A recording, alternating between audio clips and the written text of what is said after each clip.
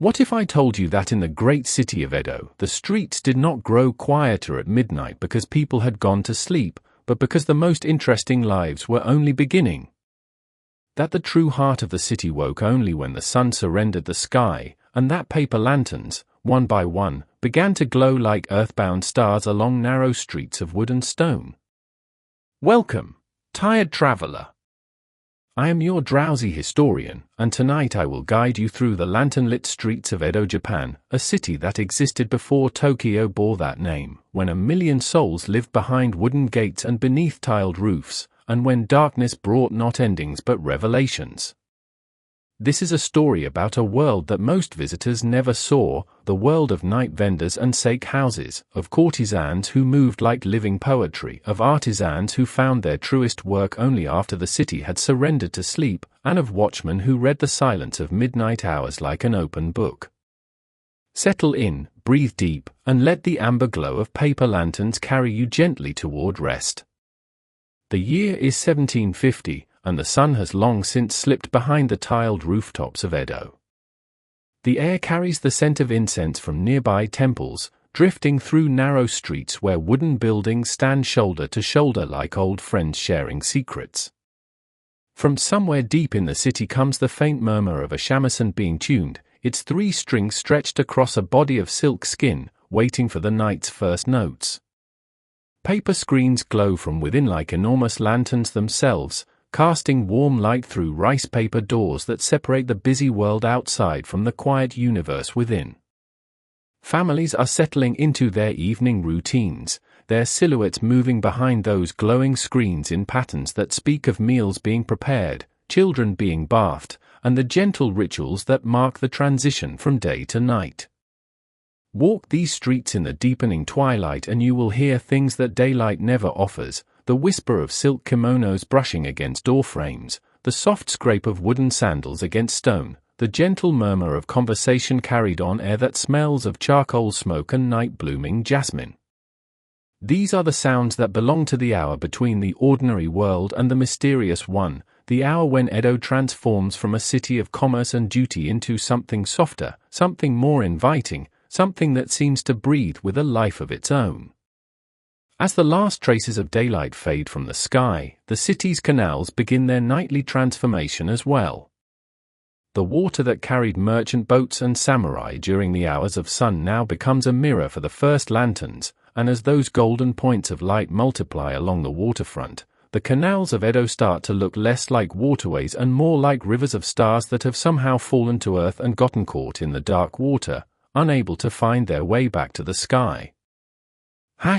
Scene 3, the canals at twilight, 5 to 10 o'clock. The canals of Edo were not merely roads for boats, they were the veins through which the city's life blood flowed, carrying rice and fish and timber and silk from the countryside into the heart of a metropolis that never truly slept. At twilight, as the last merchant vessels completed their deliveries and the boatmen poled their craft toward rest, the waterways took on a different character entirely. Small wooden boats drifted silently along these liquid passages, each one hung with a single lantern that cast a small constellation of light onto the dark surface below. The reflections did not behave as ordinary light should, they broke and shifted with each gentle ripple, creating patterns of gold and amber that seemed to dance rather than simply shine, as if the water itself were alive and deliberately playing with the gifts the lanterns offered. The architecture along the canals rose in layers of shadow and lamplight. Wooden buildings whose upper floors extended slightly over the water created a tunnel-like quality in certain stretches, so that a traveler in a small boat might feel, for a moment, like they were passing through a corridor in a very old, very quiet house, one that had stood beside this water for generations and had grown accustomed to the sound of ripples against its foundations. Paper lanterns swayed gently in the evening breeze, their light pooling on the water in shapes that were never quite the same from one moment to the next. And in the spaces between those pools of light, the darkness of the canals was not empty but full of the quiet persistence of the water itself, full of the distant sounds of the city settling into its night rhythms, full of the sense that something was always happening just beyond the reach of any single lantern's glow. The bridges that crossed the canals at intervals were, in these twilight hours, some of the most beautiful structures in the city. Their wooden forms reflected in the water below with a clarity that daylight rarely allowed, and the lanterns hung from their railings created frameworks of light that seemed to hold the night gently in place, as if the bridge were not merely a way across the water but a way of understanding it, a frame through which the darkness and the light could be seen together in their proper relationship. A traveler who knew Edo well could navigate much of the city by canal in these hours, moving through districts that would have seemed entirely different in daylight. The fish market district, which bustled with the sound of vendors calling out prices during the day, now lay quiet except for the lapping of water against the wooden pilings of its stalls. The district where wealthy merchants lived showed a different face entirely, not the public face of commerce but the private face of families gathering in lamplight for the evening meal, their conversations and laughter carried on water that had been carrying such sounds for centuries. Stay with me, the night is just beginning to reveal itself, and the streets ahead hold wonders that most people sleep through entirely. Scene 4 are night food vendors, 10 to 12:30. As the last traces of daylight surrendered completely to the deep blue of Edo night, a different class of merchant began to emerge from the shadows. These were not the respectable traders who filled the daytime markets with their calls and negotiations. These were the sellers of comfort and warmth and small pleasures that could only be found under cover of darkness, in the gentle glow of lanterns that marked the spots where hunger could be answered and fatigue could be soothed. The night food vendors appeared as if by some quiet magic, their small wooden carts lit by hanging lanterns whose paper sides glowed like panels of captured sunset. Steam rose from great pots of noodles cooked in rich broth, carrying fragrance that seemed to draw late-night wanderers toward the vendor's light from distances that should have been too great for scent to travel. The menu of the night vendor was simple but profound in its comfort: bowls of hot noodles floating in amber broth, cups of strong green tea that warmed the hands as much as the body, grilled fish whose skin had been crisped to perfect darkness over charcoal, and sweet dumplings filled with red bean paste and wrapped in soft, pillowy rice flour. These were foods designed not to challenge the palate but to embrace it, to offer exactly what a tired body needed after hours of walking the city's endless streets. The vendors moved through the city with practiced silence, knowing precisely which corners and alleyways offered the best business and which authorities could be relied upon to look the other way when the hour grew very late. They had their own routes, their own rhythms, their own secret knowledge of the city's nighttime geography, a knowledge that had been passed down from master to apprentice across generations of night market commerce.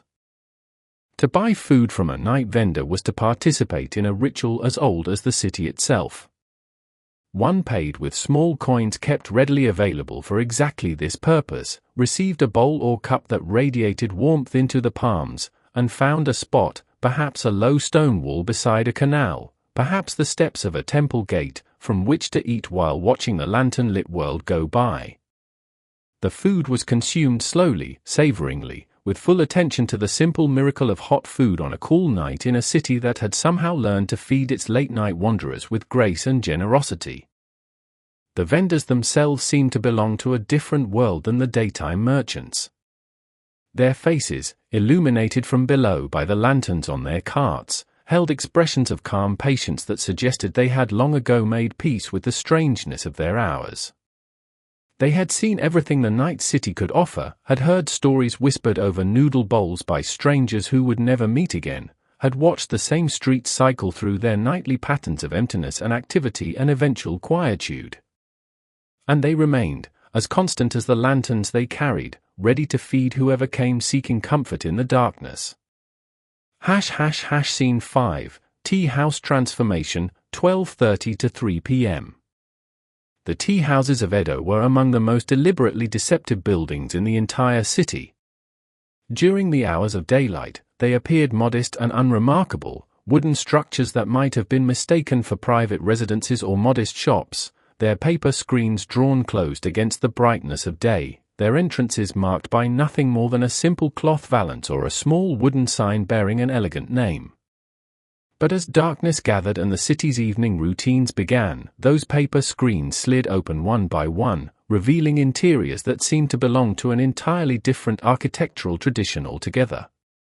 Behind the modest exterior lay rooms of surprising elegance, floors covered with pristine tatami mats that had been woven by hands that understood exactly how much give the surface should have underfoot, walls hung with lacquered panels painted with scenes of cherry blossoms and flowing water, and ceilings from which hung oil lamps whose warm glow transformed every surface into something softer and more forgiving than the harsh light of day would ever allow.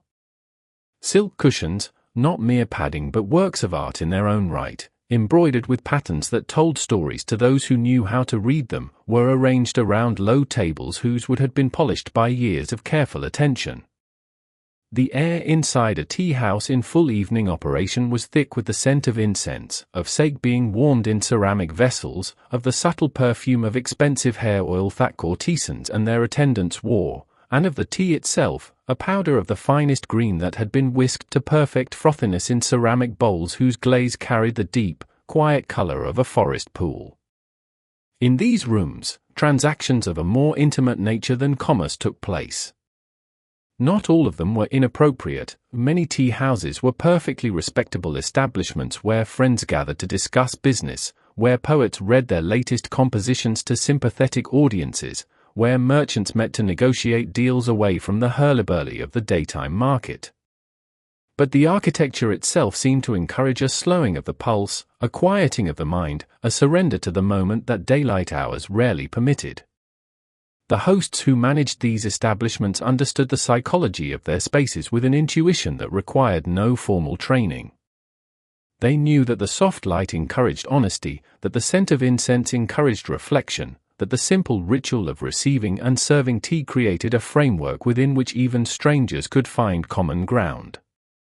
They had inherited this understanding from previous generations of hosts and hosts' wives, and they would pass it on to those who came after them, maintaining a tradition of atmospheric expertise that was as carefully cultivated as any art or craft. The screens that separated the main rooms from smaller chambers could be removed entirely when larger gatherings required more space, or left in place when the occasion called for intimacy. Each configuration changed the acoustic quality of the room, the way sound traveled, the way voices merged with the background music of wind through screens and water being poured and the distant sounds of the night city beyond the paper walls. The tea house at night was a living instrument, tuned and retuned by its managers to produce exactly the soundscape that each particular evening required. Scene 6, the courtesan districts, 15 to 1730. If the tea houses of Edo were deliberately deceptive in their modesty, the courtesan districts were theatrical in their extravagance. Here, along streets that had been specifically designated for the city's more elegant entertainments, the architecture itself became a form of announcement that what happened behind these doors belonged to a different category of human experience, one in which beauty and art and the cultivation of pleasure were taken as seriously as any other serious undertaking in the city.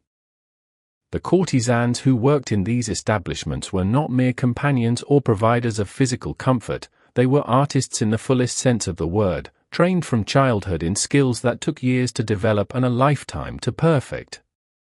Their mastery extended far beyond the obvious arts of conversation and company. They were skilled in classical literature, in calligraphy that could produce characters of breathtaking elegance, in dance that told stories through the movement of every finger and wrist, in the playing of musical instruments whose sound seemed to emerge from some space between the physical and the spiritual, and in the complex social rituals that governed all interactions between the floating world of entertainment and the outside society that both relied upon and pretended to disapprove of it. The kimonos worn by the most accomplished courtesans were themselves works of art so extraordinary that they could take months to complete. Heavy silk, chosen for its weight and the way it caught and held light, was painted with patterns that told stories of seasons and legends, winter scenes in which cranes stood in snow-covered fields, summer compositions in which waves crashed against rocky shores with spray that seemed about to leap from the fabric, autumn landscapes in which maple leaves blazed in reds and golds so vivid they seemed to emit their own inner light. Each layer of the kimono was selected with the same care a painter would give to the selection of colors, creating a harmony of texture and hue that was both invitation and armor, inviting the guest to step closer while armoring the courtesan herself against the vulnerability that such proximity inevitably created. The movement of a courtesan in full regalia was something that visitors to the district often remembered for the rest of their lives. Each step was calculated, each gesture weighted with meaning, each turn of the head designed to catch the lamplight in ways that flattered not just the face but the entire composition of robes and ornaments and the space through which she moved. The ornaments in her hair, pins of carved ivory, combs set with semi-precious stones, fine chains of gold that caught and reflected the lamplight with each subtle movement, were not merely decorative but compositional, part of an overall design that included her face and posture and the quality of the air around her. To spend an evening with a courtesan of the highest rank was to be invited into a world in which one's own cares and concerns were gently set aside in favor of something rarer and more precious, the experience of being truly seen, truly heard, and truly valued by someone who had made the art of attention into a life's work. The courtesan's smile was never merely polite, it was an acknowledgement that you, specifically and particularly, had arrived, and that your arrival mattered. Her conversation was never merely chat, it was a carefully constructed space within which you could explore ideas and feelings that ordinary social interactions rarely allowed. Her presence was never merely physical, it was a frame within which ordinary life could be seen from a slight distance, giving it a clarity and even a beauty that it rarely possessed in the rough and tumble of the daily world. ***, let your thoughts drift if they wish, we're entering the deepest part of the night now, and the world we're describing grows more dreamlike with every passing minute. ### Scene 7, Sake Houses, 1730 to 8 p.m.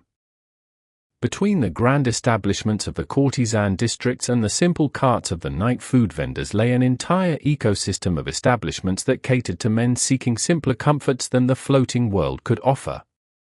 The sake houses of Edo, sometimes called by their more formal names, sometimes simply pointed to by a lantern hung above a low doorway, were places where a traveler could sit in warmth and privacy, drink rice wine from small ceramic cups, and listen to the quiet sounds of other men doing more or less the same thing in rooms nearby.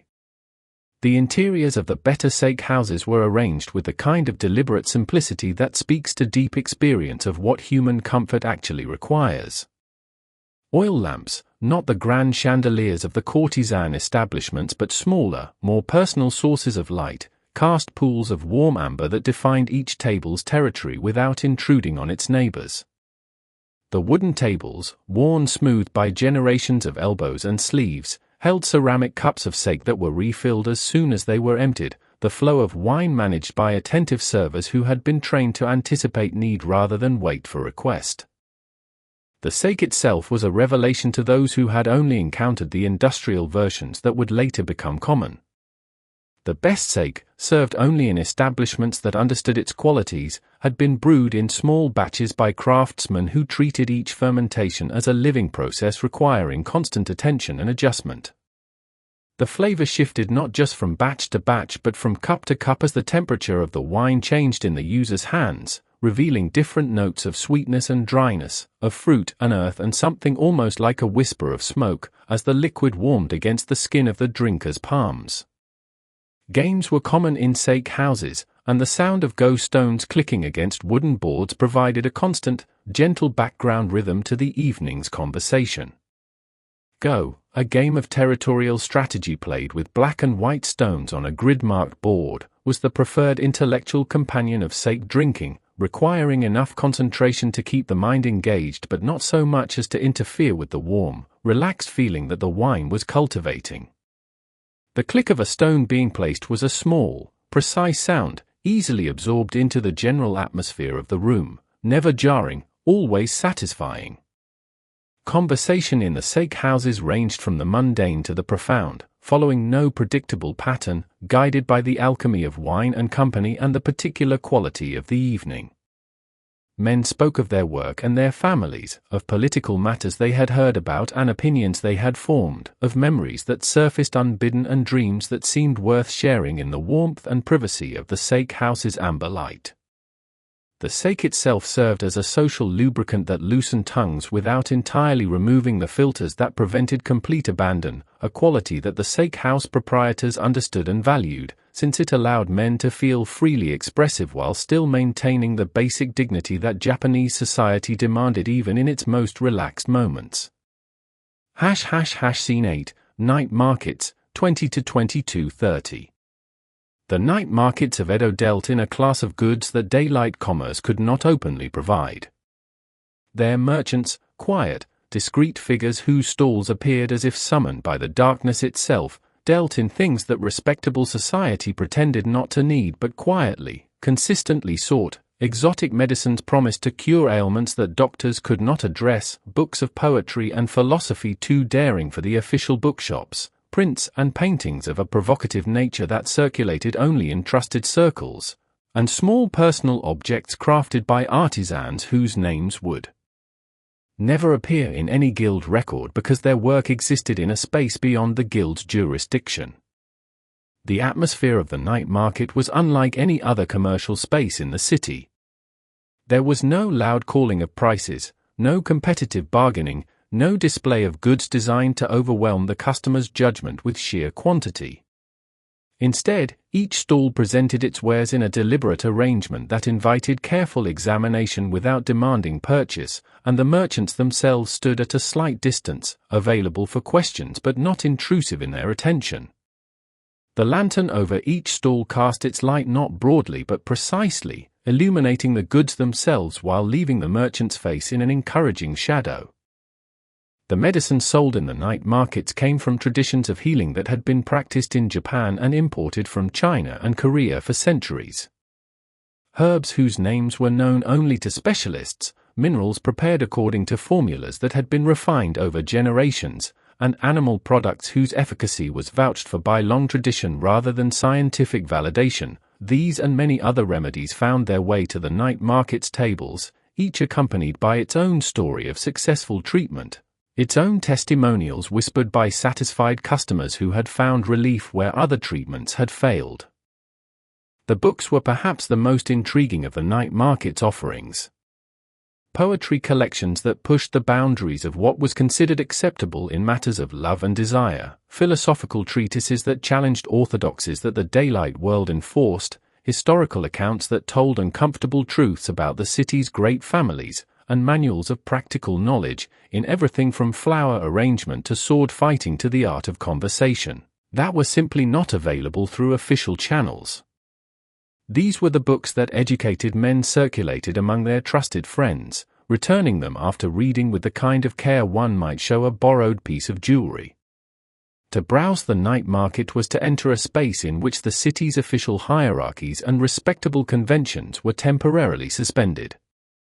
Here, a wealthy merchant could discuss medicine with a street vendor on equal terms. Here, a samurai whose code demanded rigid behavior could purchase poetry that spoke of passions his training forbade him to express. Here, the ordinary social distances that governed every waking hour of Edo life were acknowledged but gently set aside, replaced by a temporary democracy of curiosity and commerce that the night alone made possible.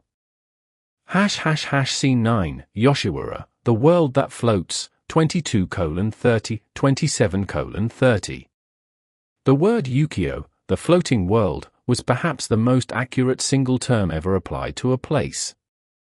It captured, in two characters, the essential quality of Edo's great entertainment district of Yoshiwara, the sense that reality here was somehow suspended, replaced by an elaborate theater in which every interaction was simultaneously performance and genuine emotion, in which time moved according to different rules, and in which the ordinary conventions of society were not merely relaxed but temporarily set aside as if they were costumes to be put on again when the evening ended. The architecture of Yoshiwara was designed to reinforce this sense of otherworldliness at every turn. Buildings rose to 3, 4, even 5 stories, taller than structures in any other part of the city, their upper floors reached by internal staircases that seemed, in the lamplight that climbed their wooden steps, to ascend not merely into a building but into some region of the atmosphere itself, above the common air that the city's ordinary residents breathed. Each floor offered its own distinct atmosphere, its own level of intimacy, its own quality of light and sound. To climb the stairs of a Yoshiwara establishment was to move through a series of chambers, each more removed from ordinary reality than the last. The interior designers of these spaces worked with a sophistication that their daytime counterparts in the commercial districts could not have imagined. Every surface, every light source, every texture was chosen and arranged not merely for beauty but for effect, specifically for the effect of making visitors feel that they had entered a space in which their ordinary concerns could be put down like a burden at the door and left there until they were ready to reclaim them. The screens that divided the rooms were painted not with generic decorations but with scenes specifically chosen for their emotional associations, mountain landscapes that promised distance and escape, water scenes whose flowing lines encouraged the mind to relax, autumn scenes whose vivid colors somehow produced calm rather than agitation. The lanterns that illuminated these spaces were not merely functional, they were compositional elements, as carefully positioned as any piece of furniture. Their light was calibrated to fall on surfaces in ways that flattered both the room and the people within it, and their number and arrangement were calculated to produce exactly the quality of illumination that the establishment's designers had determined would best serve its particular clientele. Some rooms were bright enough for detailed conversation and the appreciation of fine art, others were dim enough that faces became suggestions rather than specifications, leaving room for the imagination to complete what the eye could not fully see. Night mist was a constant companion of Yoshiwara, rising from the canals that bordered the district and softening every edge, every line, every hard boundary between building and sky. This mist gave the entire neighborhood a quality of dreamlike suspension, making the lanterns seem to float rather than hang, making the upper floors of buildings appear to exist in a different atmospheric layer entirely, making the sounds of the district arrive as if they had traveled a great distance through something softer than ordinary air. Visitors emerging from the mist into the lamplight of Yoshiwara's streets experienced something very much like crossing from one world into another, and that crossing, that threshold experience, was as much a part of the Yoshiwara offering as any specific entertainment or company the district provided. Scene 10, The Art of the Courtesan's Appearance, 27:30 or 32:30. The elaborate hairstyles of the high-ranking courtesans were among the most technically demanding constructions in the entire material culture of Edo, Japan.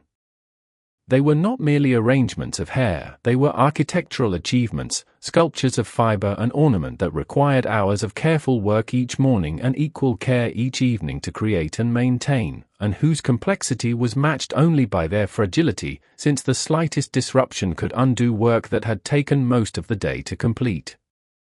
The hair itself was shaped using a combination of water, oil, and heat, coaxed into positions that defied the natural behavior of even the most luxurious locks.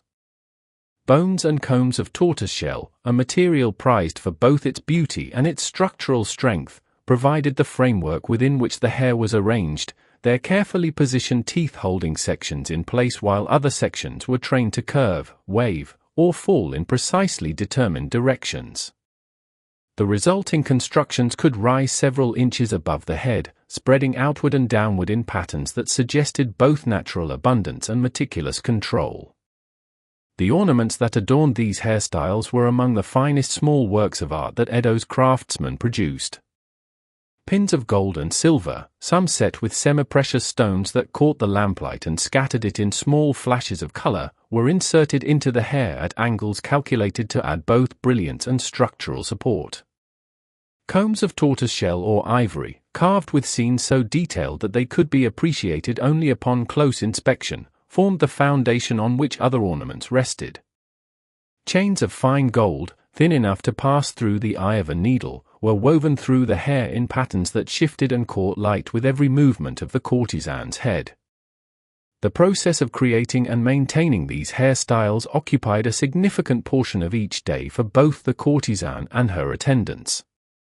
Mourning rituals that would seem excessive by any ordinary standard were simply the expected price of presenting oneself as a complete work of art to the world. And since the hairstyle's condition was considered a direct reflection of the courtesan's standards and discipline, its maintenance was treated with a seriousness that bordered on the devotional. What made the hairstyle particularly remarkable was the way it transformed in lamplight. By day, in ordinary light, its intricacies were visible but somehow static, impressive but not alive. But by lamplight, in the warm amber glow of the tea house or courtesan establishment, every ornament became a small sun, every reflective surface contributing to a constantly shifting display of light and shadow that moved with the wearer in a way that no artificial display could have replicated. The courtesan herself was, in effect, a walking lantern, not illuminated by external light but generating her own, from the gold and silver and tortoiseshell that transformed her into a living chandelier. Scene 11, the Shamasan's Midnight Voice, 32:30 or 37:30. The shamisen, a three-stringed instrument whose body was covered in silk skin and whose neck was crossed by movable frets, was the voice of Edo's night, the instrument whose sound most perfectly captured the particular quality of melancholy and desire that characterized the hours after dark in the great city. Its strings, stretched to a tension that gave them a bright, almost metallic quality of tone, were plucked not with fingers alone but with a plectrum worn on the right hand, producing sounds that were simultaneously delicate and incisive, capable of both the gentlest whisper and the most urgent cry. The melodies of the shamisen were not like the melodies of Western music, they did not proceed in logical progressions toward anticipated conclusions, but instead moved in patterns that circled and approached and withdrew, following a logic that was emotional rather than structural, inviting the listener into states of feeling rather than guiding them toward specific destinations. The music of the shamisen was, in this sense, perfectly suited to the atmosphere of the floating world. It did not demand attention but rewarded it, did not impose emotion but suggested it, did not conclude so much as dissolve, leaving the listener in a state that was itself the destination. In the best establishments, the shamisen was not played alone.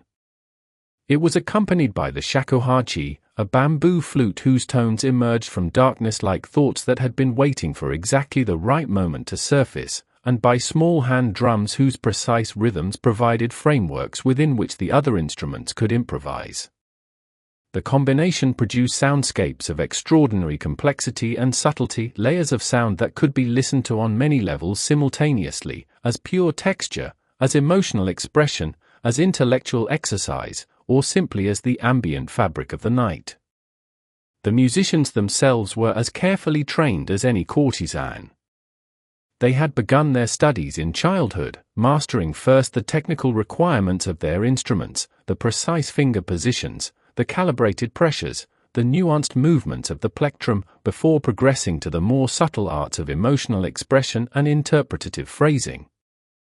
Their training included not just music but also literature, poetry, and the social graces that would allow them to move comfortably in the refined environment in which they performed. The shamisen's voice changed with the hour. In the earlier parts of the night, when the establishments were still filling and the mood was one of anticipation, the music tended to be lighter, more playful, containing elements of conversation and response between musician and audience. But as the hour grew later and the establishment settled into their more intimate configurations, the music deepened, becoming more introspective, more searching, capable of addressing feelings that daylight hours never permitted.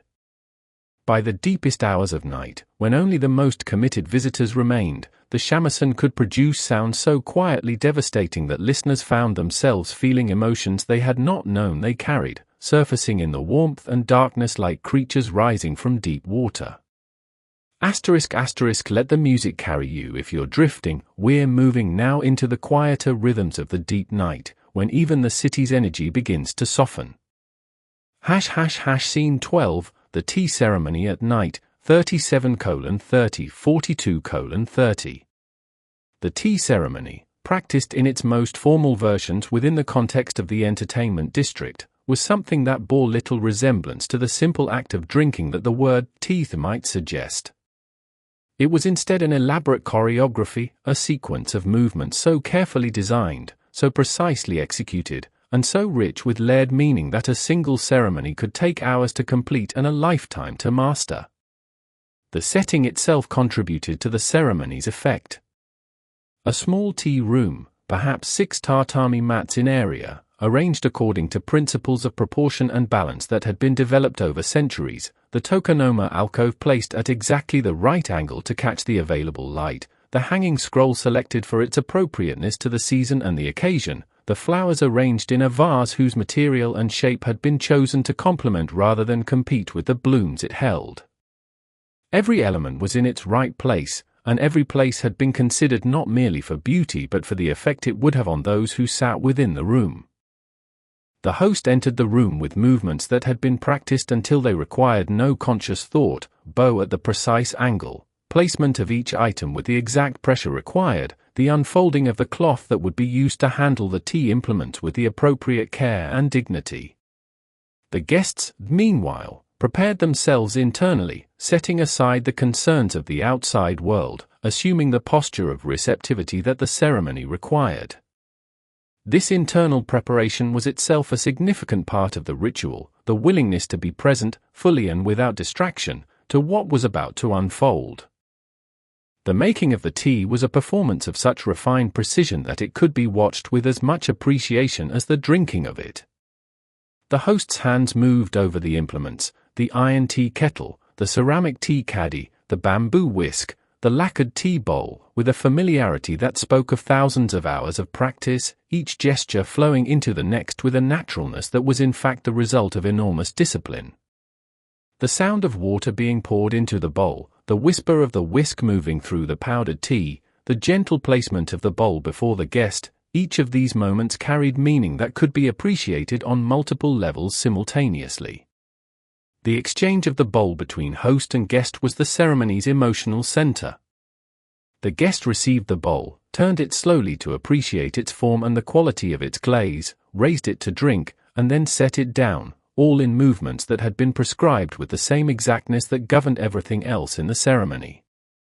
The bowl itself might be worth a fortune, its glaze the result of techniques known only to a handful of families, its form the creation of a potter whose name would be remembered for centuries.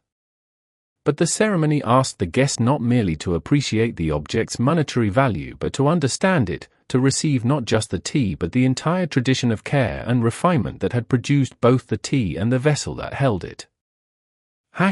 Scene 13, Night Watchmen and Their Lanterns, 42:30, 47:30.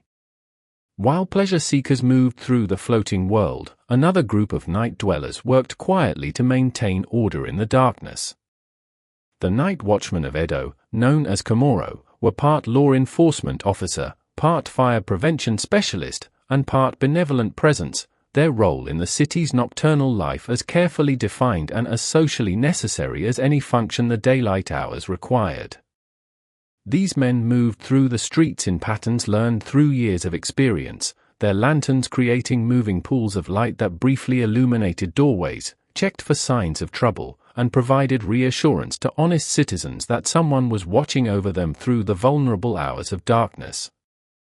Their routes were not random. They had been developed and refined over generations, taking into account the particular rhythms and risks of each district, the patterns of legitimate late-night activity, and the locations of the houses and businesses that required periodic attention. The quality of light cast by a watchman's lantern was different from any other light in the city. It was not the warm, inviting glow of the food vendor's cart or the elegant amber of the tea house lamp. It was a functional light, designed to reveal rather than to beautify, to illuminate the specific area that required attention while leaving the surrounding darkness intact. This chiaroscuro effect, the sharp contrast between the lantern's circle of light and the absolute darkness that surrounded it, gave the watchman's passage a quality of drama that was entirely appropriate to his role as guardian of the night. The watchman's knowledge of the city was encyclopedic in its specificity. They knew which houses contained elderly residents who might need assistance in the event of fire or medical emergency. They knew which businesses stored goods that were particularly attractive to thieves and which therefore required more frequent attention. They knew which neighborhoods harbored individuals whose nighttime activities preferred to remain undisturbed by official scrutiny, and they had learned, through a combination of official instruction and practical experience, exactly how much disturbance those activities should be permitted to generate before intervention became necessary. The architecture of Edo both helped and hindered the watchmen's work in ways that affected every aspect of their practice. The narrow streets that characterized most of the city allowed the watchmen to cover more ground on foot than would have been possible in a city designed for horse or carriage travel, but also meant that fires could spread with terrifying speed from building to building, turning a small outbreak into a catastrophic conflagration in minutes. The closely packed wooden structures that shared walls and sometimes ceilings created pathways for fire that the watchmen had to anticipate and defend against with their long-handled hooks and their detailed knowledge of each building's construction. Scene 14, The Tools of the Night Watch, 47:30, 52:30. The watchmen's equipment was simple but precisely suited to the range of challenges they were likely to encounter in the course of a night's work. The lantern itself, its oil reservoir, its wick, its glass sides that protected the flame from wind and rain, was the most important piece of equipment, since without light the watchman's other tools were useless and his authority was merely theoretical. The wooden clapper, two wooden blocks joined at one end, swung together to produce a sharp, distinctive sound, served as the watchman's primary communication device. Its rhythm could convey different messages across considerable distances: warnings of fire, calls for assistance, signals that a particular district was secure and required no further attention. The system had evolved over generations, its vocabulary expanded and refined by each generation of watchmen who added their own variations and additions to the basic framework. Experienced watchmen could interpret complex messages in the pattern of claps, understanding not just the content of the signal but something about the identity and mood of the sender. The long-handled hook, a simple but effective tool consisting of a wooden shaft 4 feet in length with a curved iron hook at its end, was the watchman's primary weapon against the fire that represented their greatest threat. In the event of a burning building, the watchman would move as close to the flames as his courage and his knowledge of the building's construction allowed, and then use the hook to pull down thatch roofs or wooden boards before the fire could use them as bridges to spread to the adjacent structures. This work required not just physical courage but also calm judgment, the ability to assess which elements of a burning building could safely be removed and which removal would only accelerate the fire's progress by providing it with more fuel and better access to the surrounding structures.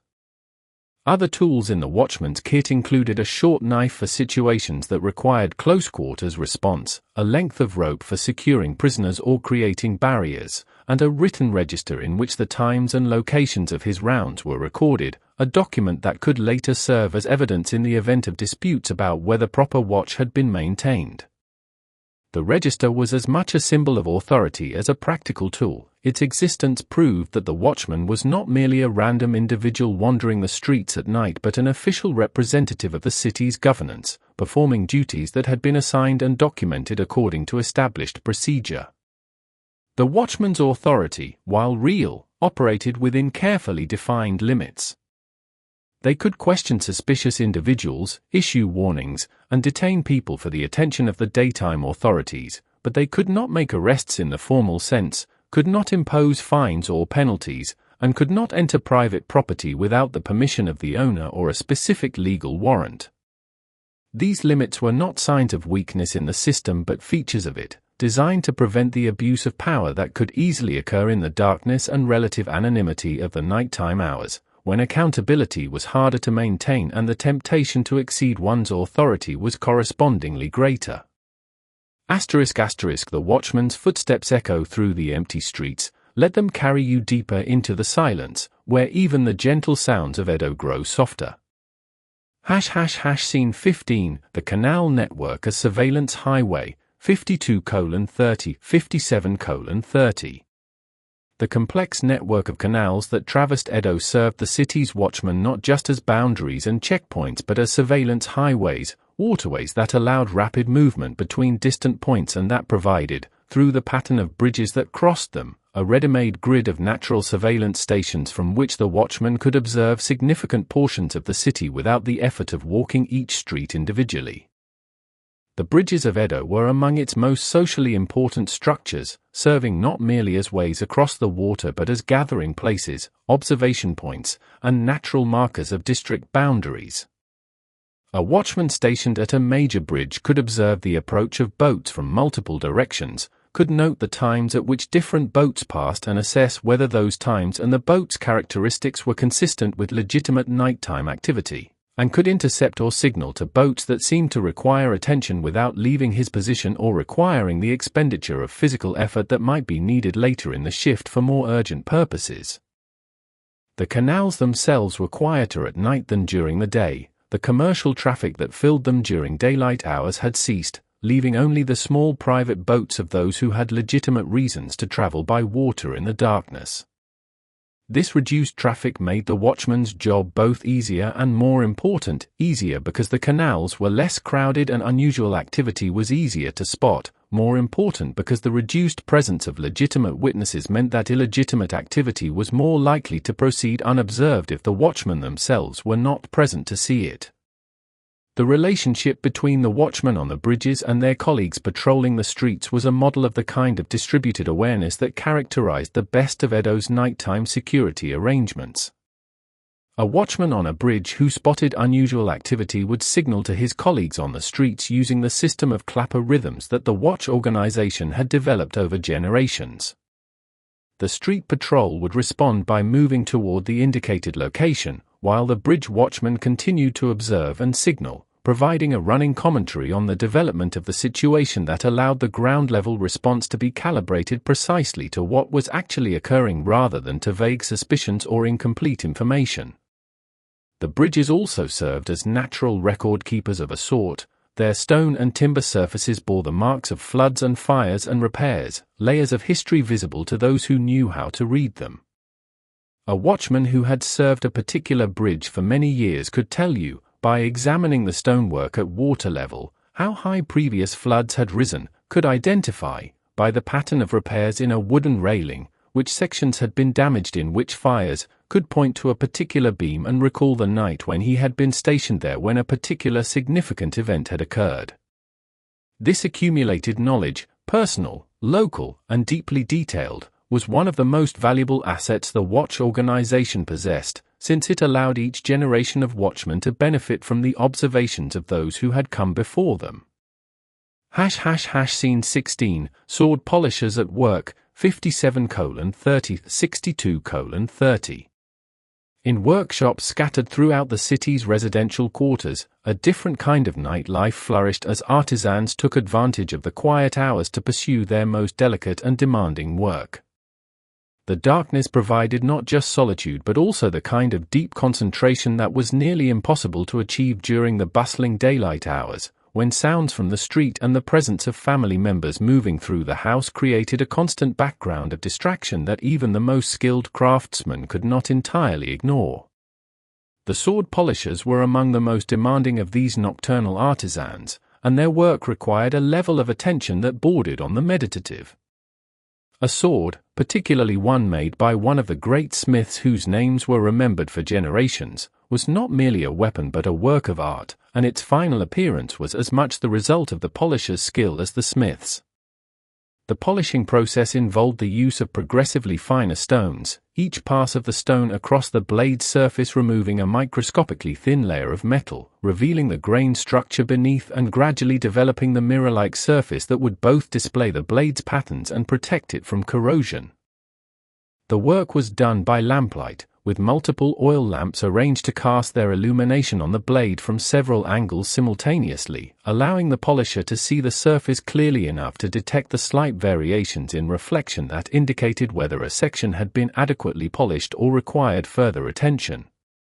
The polisher's hand moved in patterns that had been developed through years of practice, each stroke covering the same carefully measured distance, applying the same consistent pressure, moving in the same direction relative to the blade's grain, a series of repetitive actions so precisely controlled that the polisher could maintain concentration for hours at a stretch without the kind of error that would require costly corrections. The final stages of polishing, performed with the finest stones, on blades that had already been worked to a high degree of refinement, required a quality of attention that could only be achieved in the most profound quiet. In these stages, the polisher worked not by sight alone but by something closer to feel, sensing through the fingers the subtle differences in resistance that indicated whether the stone was cutting evenly or encountering a slight imperfection in the steel surface. The room in which this final work took place was often kept entirely silent, with the polisher working alone except for the steady whisper of the oil lamps and the barely audible sound of stone against steel. Scene 17, Scroll Painters by Lamplight, 62:30 67:30. The scroll painters of Edo discovered, perhaps very early in the history of their craft, that lamplight gave their pigments qualities that daylight could not replicate. Colors that appeared flat and ordinary under the sun took on depth and luminosity in lamplight. Blues became more nearly black, reds developed undertones of amber and rose, greens seemed to hold their own internal light rather than merely reflecting the external illumination. Some painters came to believe that the finest work could only be done at night, when the lamp's warm glow merged with the silk's natural luminosity to produce effects that no combination of pigments and surfaces could achieve in daylight. The painters' workshops were typically small rooms at the back of the house, separated from the family living spaces by paper screens that absorbed sound as effectively as any modern acoustic insulation. A single oil lamp, or at most two, arranged to provide even illumination without casting hard shadows, was the only light source, supplemented by the ambient glow that filtered through the screens from the household's main rooms. This arrangement was deliberately designed to produce an environment of complete creative focus. The painter's world was bounded by the lamp's circle of light, beyond which nothing existed that could distract from the work at hand. The pigments themselves were prepared with a care that bordered on the ritualistic. Colors that would be used for sky and water were ground separately from those used for earth and foliage. Pigments derived from mineral sources were treated differently from those derived from plants, and each color was mixed with a binding medium that had been selected for its particular properties of adhesion and luminosity. The painter knew these pigments the way a musician knows the individual notes of an instrument, intimately, experientially, with full awareness of what each was capable of and what each would do under different conditions of light and temperature and the humidity that Edo's climate could produce in an inadequately ventilated room. The partially completed scroll lay on the painter's table, perhaps a landscape showing mountains rising through mist, perhaps a scene of courtly life with figures whose robes required the most delicate gradations of color to suggest depth and movement. The painter worked on one section at a time, completing all the work on a particular area before moving to the next, so that the progression of the painting was a gradual revelation rather than a scattered accumulation of details. The lamplight played over the silk surface in ways that changed as the hour grew later, as the oil in the lamp diminished, as the flame's character shifted from the fresh brightness of the early evening to the deeper, more amber quality of the small hours of the morning. Scene 18, Silk Weavers in the Dark Hours, 67:30 72:30. The silk weavers of Edo discovered that the night hours offered conditions that daylight could not provide for their most delicate work. The humidity and temperature of darkness, cooler and drier than the daytime atmosphere, were ideal for handling the finest threads, which were less likely to break in the night air and more likely to maintain the precise tensions that the most demanding weaving required. The quiet of the night hours was equally important. The weaver's hands needed to sense, through the threads themselves, the subtle variations in tension that indicated whether the pattern was developing correctly, and any significant ambient sound could mask the small sounds, the slight catch of a thread, the almost imperceptible shift of the loom's wooden parts, that provided crucial information about the work's progress. The looms themselves were substantial pieces of furniture, wooden frames that occupied a significant portion of the small rooms in which they were typically housed, their mechanisms consisting of numerous wooden parts whose careful arrangement allowed the weaver to create patterns of extraordinary complexity by controlling which threads rose and which fell with each movement of the foot pedal. The finest silk cloth, destined for the robes of courtesans and the garments of the highest-ranking samurai women, required looms operated by the most skilled weavers, whose fingers had developed over years of practice a sensitivity to the threads that bordered on the telepathic. The work was often done in family groups, with different generations contributing their expertise to a single piece. The grandmother, whose hands had been weaving for 5 decades and whose knowledge of the craft was encyclopedic, oversaw the work and provided guidance when problems arose. The mother, at the peak of her physical capability and her technical mastery, performed the most demanding portions of the weaving itself. The young daughters, still developing the sensitivity in their fingers that the work required, handled the simpler preparatory tasks while gradually learning the subtler skills that would one day allow them to take their place at the loom's heart. The silk threads themselves were objects of extraordinary beauty and fragility. Produced by silkworms from the cocoons of which they formed the protective covering, each thread was a continuous filament of extraordinary tensile strength and nearly perfect smoothness, a material so refined that a single cocoon could yield enough thread to extend for nearly a mile. The threads used for the finest work were selected with a care that was almost surgical, each one examined for consistency of thickness and the absence of flaws that might compromise the final cloth's appearance. These threads, when woven into fabric of sufficient density and pattern, would produce textiles that would be treasured for centuries, their beauty improving with age as the silk's natural sheen deepened and the weave's pattern settled into its most refined configuration. Scene 19, Pottery Kilns Through the Long Night, 72:30, 77:30. The potters of Edo understood that the greatest ceramics emerged from firings that lasted through several nights, requiring the potter to maintain vigil like a meditation master, responding to the subtle changes in heat and atmosphere that would determine the final character of each piece.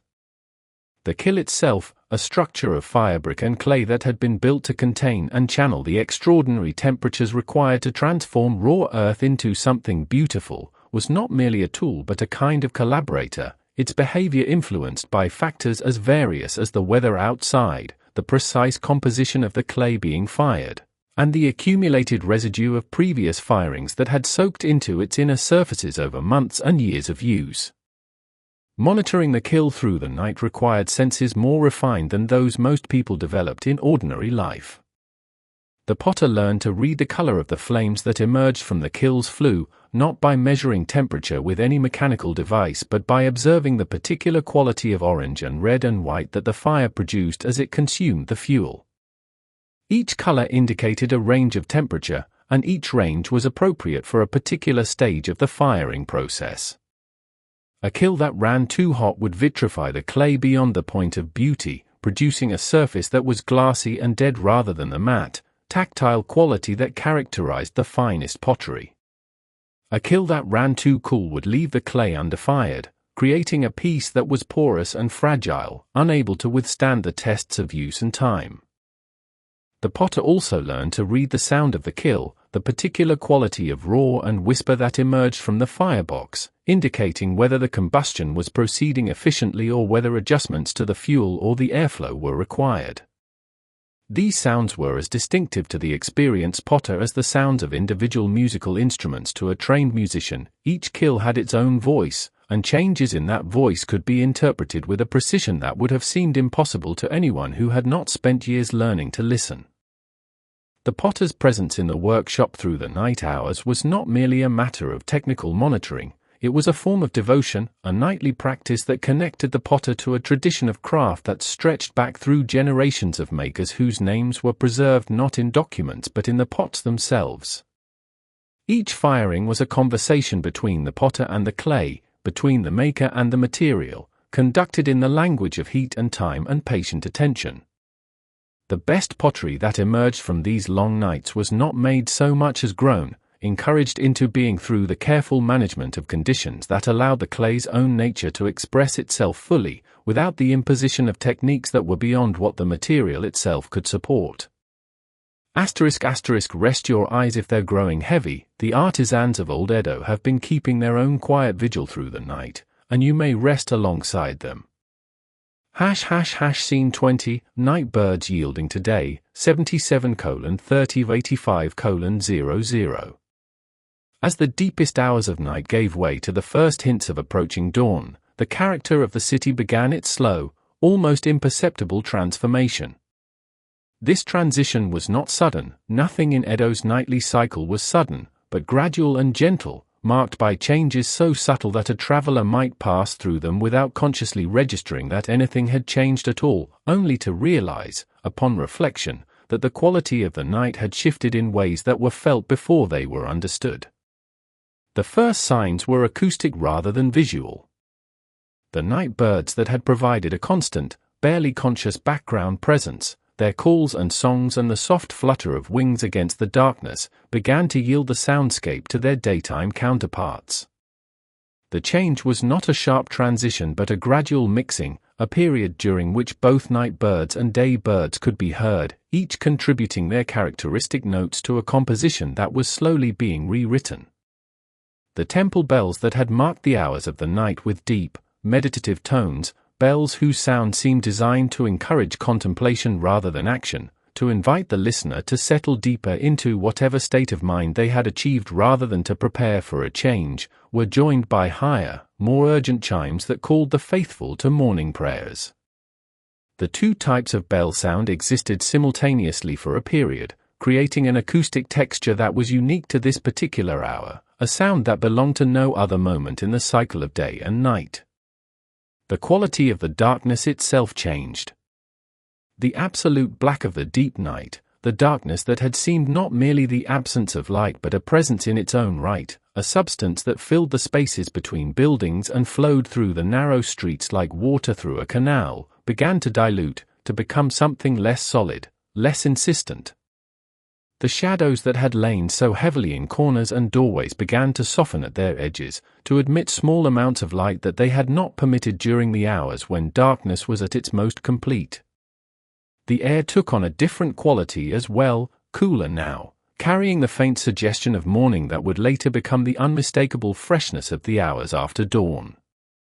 The smell of the night city changed too. The incense and oil and food and human presence that had accumulated through the dark hours began to dissipate, replaced by cleaner air that seemed to come from somewhere beyond the city itself, from the rice fields and forests that surrounded Edo on every side. Scene 21, Morning food vendors, 85:00-90:00. The early rising food vendors who appeared in the final hours of the night offered a menu that was specifically designed for the transition they were helping to manage. Where the night vendors had served rich, warming foods meant to sustain and comfort, noodles in heavy broth, grilled fish, sweet dumplings, the morning vendors offered lighter fare that broke the fast without overwhelming it, rice balls wrapped in seaweed, clear soups with floating vegetables and herbs, tea that was intended not to induce contemplation but to gently rouse the body and mind for the coming day.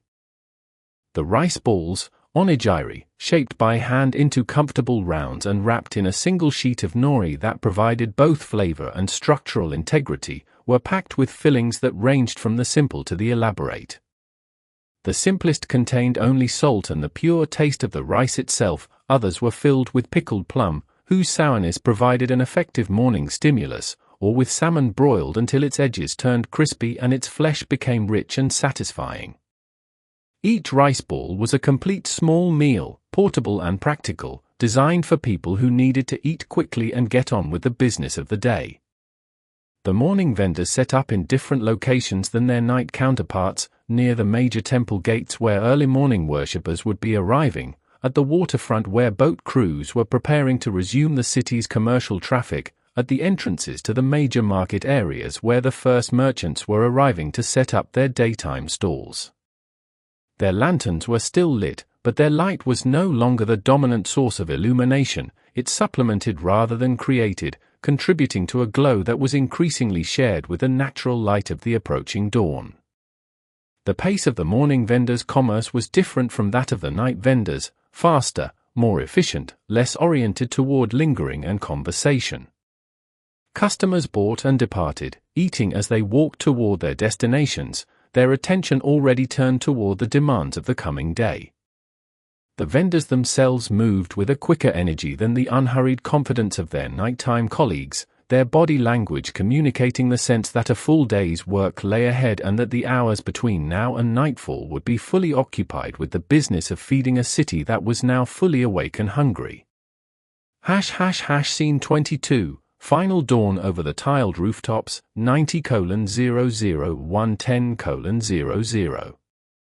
The last paper lanterns of Edo were still glowing, but their light had become tentative now, a light that seemed to know its time was ending, that had served its purpose through the long hours of darkness and was preparing to yield its territory to the gentler, more impersonal illumination of the day.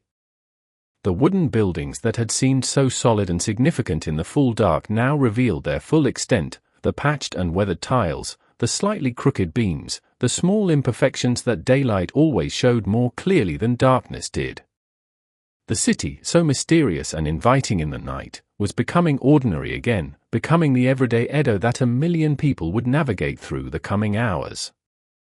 The canals, which had been rivers of gold and amber through the night, were now reflecting silver and pearl, taking on the colors of the sky that was gradually brightening above them. The boats that had drifted so silently through the darkness were now being prepared for the day's work, oars tested, sails unfurled, cargo loaded with the efficient movements of people who had performed these tasks countless times and who knew exactly how long each one should take. The night was ending not with drama but with practicality, with the ordinary mechanics of a city returning to the routines that daylight demanded. And yet something of the night's character persisted, even as the sun rose higher and the shadows retreated into the spaces between buildings. The memory of the lanterns, of the warm, personal quality of light they had provided, remained in the mind like the echo of music after a concert has ended. The sounds of the night, the shamisen and the clappers and the soft conversations of people who had found each other in the lamplight, lingered in the imagination like traces of a dream that was already fading but had not quite released its hold on the sleeping mind. The great city settled into the rhythm of another day, its million residents returning to the commerce and duty and routine that daylight required. But somewhere in the drowsing mind of the listener who had traveled through these hours with the DrowZy Historian, the paper lanterns still flickered in their gentle way, the shamisen still whispered its ancient melodies, and the footsteps of night wanderers still echoed through narrow streets that existed now only in the soft territory between waking and sleep. If your eyes have closed and your thoughts have begun to scatter, if the sound of my voice has become simply a texture in the background of your awareness rather than something you are actively following, that is exactly as it should be. The streets of old Edo were never meant to be stared at with wide-open wakefulness, they were meant to be felt, to be sensed, to be absorbed into the gentle current that carries a tired mind toward the rest it has earned.